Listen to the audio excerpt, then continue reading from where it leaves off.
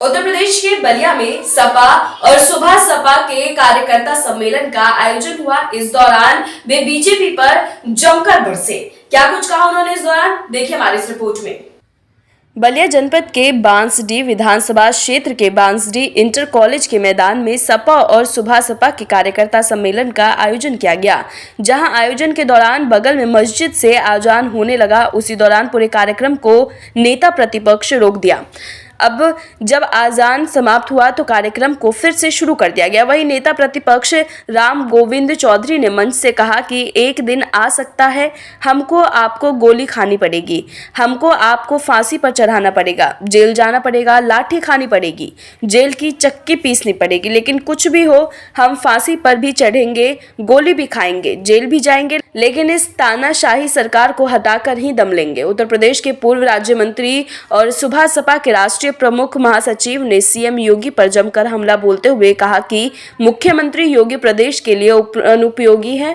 2022 के चुनावों को चुनाव न बताते हुए कहा कि इस बार महासंग्राम होगा और कहा इस बार अखिलेश यादव, अर्जुन और ओम प्रकाश राजभर कृष्ण की भूमिका में है, जिसे लेकर जनता को जागरूक कर रहे हैं। योजना के तहत गरीबों को हमने फ्री में राशन दिया, कोरोना में बहुत बड़ी मदद की। अब कोई गठबंधन काम करने वाला नहीं है। योगी जी प्रदेश के लिए उपयोगी बन चुके हैं। योगी जी प्रदेश के लिए अनुपयोगी है। ये राशन आज से नहीं बट रहा है, ये राशन लंबे समय से मिल रहा है। आज तो 5 किलो मिल रहा है, पहले 35 किलो चावल, 35 किलो गेहूं और बाकायदे 2 पैकेट नमक और 10 किलो चीनी मिलता था, 10 लीटर मिट्टी का तेल मिलता था। आज ये 5 किलो का पैकेट दे करके 5 किलो का पैकेट दे करके ये अपने पीठ थपथपा रहे हैं। आए गांव में देखें, ये 5 किलो राशन दे देने से उत्तर प्रदेश की भूखमरी खत्म नहीं हो जाएगी।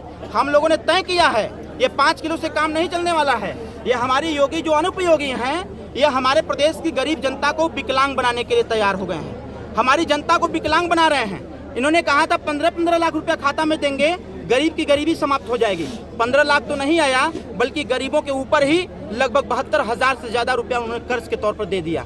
आज उत्तर प्रदेश की भयावह स्थिति है। योगी जी अनुपयोगी इसलिए हैं कि थाने में बच्ची के साथ रेप हो जाता है, धड़ल्ले से रेप हो रहे हैं, बलात्कार हो रहे हैं, और सरकार अपने आप को कह रही है कि हम अच्छा कार्य कर रहे हैं। इस बार के चुनाव में ये चुनाव नहीं होगा, ये महासंग्राम होगा।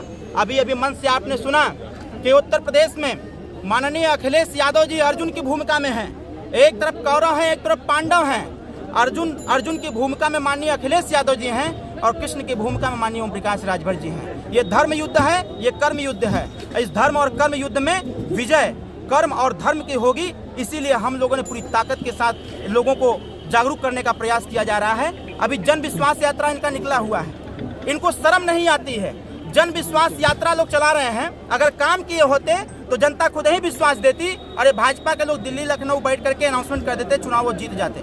लेकिन आज जिस प्रकार से उत्तर प्रदेश में खदेड़ा हो रहा है, अभी इसी बलिया में जन विश्वास यात्रा आया हुआ था, जनता ने उनके गाड़ियों को दौड़ा लिया, उनके पोस्टर को फूका, तमाम तरह के उन्होंने विरोध प्रदर्शन करने का प्रयास किया। तो ये दिख रहा है कि योगी उपयोगी नहीं अनुपयोगी है। उत्तर प्रदेश की जो विकास की रफ्तार 2017 में रुक गई थी, उस विकास की रफ्तार को हम लोग दुगुनी और तिगुनी और कई गुनी करने के लिए सपा से गठबंधन करके 2022 की सरकार बनाने